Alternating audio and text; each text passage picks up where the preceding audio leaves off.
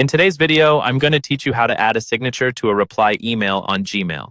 This is a really handy skill to have because your email signature is an important part of personal branding and professional communication. It can save you time and ensure that all your correspondences are consistent. Let's dive in and get started. First, open your web browser and navigate to Gmail. Once you're in, look for the gear icon in the top right corner of the page. This is where the settings are located. Click on the gear icon and a drop-down menu will appear. From there, choose See All Settings to open the full settings menu. The interface might seem a bit overwhelming at first, but don't worry. I'll guide you through it. Now that you're in the settings menu, look for the General tab. It should be the first option you see, and this is where we'll focus on today.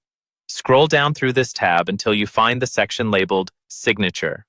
This is where you can add, edit, or manage your email signatures. You'll notice there's an option to create a new signature. Click on the Create New button. A pop-up window will appear, prompting you to name your signature. Try to pick a name that will help you remember this specific signature's purpose, especially if you plan to have multiples for different roles or occasions.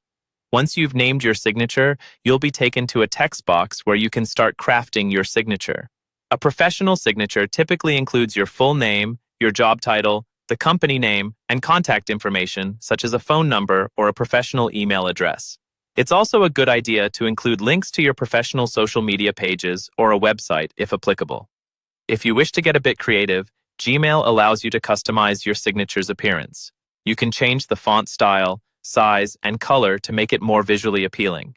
You can also add images, like a company logo, by clicking on the image icon above the text box.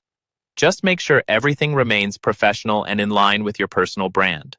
Once you've finalized your design, don't forget the most crucial step.